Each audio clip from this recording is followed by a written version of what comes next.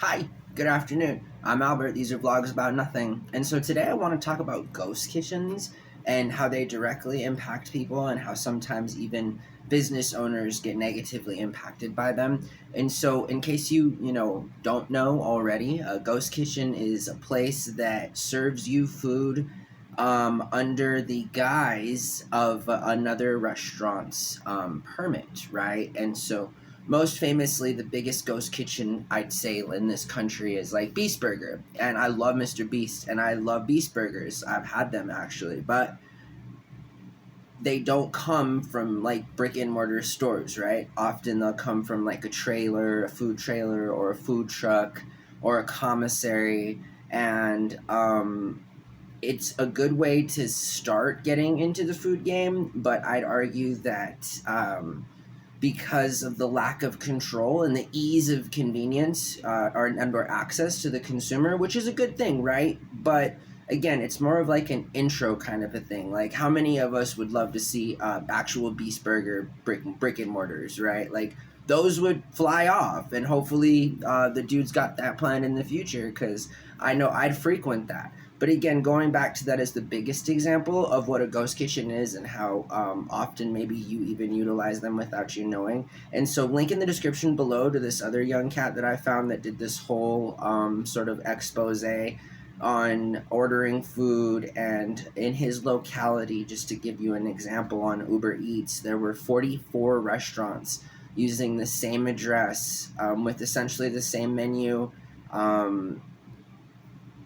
Parts of the same menu, different themed restaurants, but the staples on some of the menus remain the same throughout. And so, well, I guess that's what a staple is, right? And so, anyways, ghost kitchens can have a negative impact on business owners. And so, link in the description below to a company called Cups of Enchantment, right? It is a company that I started in the year 2015, the same year that my daughter was born.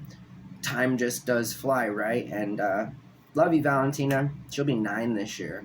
And so, yeah, time flies. But in 2015, I started a company called Cups of Enchantment. And so, just a few years ago, I got some money together from a business partner, a friend, the guy who actually lets me stay here in the apartment now. And we went in and got a food truck lease. We purchased a lease to own a food truck, and it was located outside of a commissary.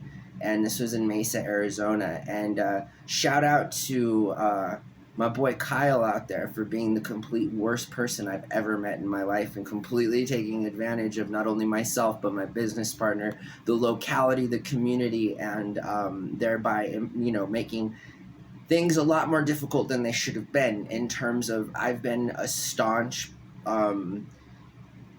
I have not been in support of ghost kitchens since, as a driver, I learned of their conception.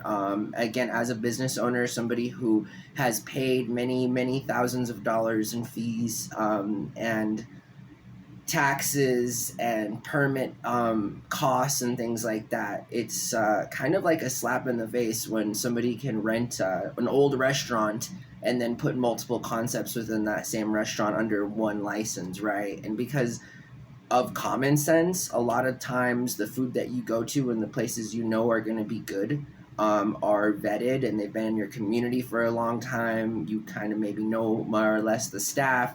You can be you can present accountability, and you can have a lot more transparency on both ends. And so, ghost kitchens, the next time you order, especially from Uber Eats, just remember that if you're ordering from a restaurant that doesn't sound like you've ever seen it before in real life, and you're from that area, then you know that it doesn't exist, and it's probably coming out of some other kitchen. And would you want your steak coming from a place that only serves hot wings? I mean, I'm not saying they can't make it, but I'd much rather be led in a good way and buy a steak from a steak place.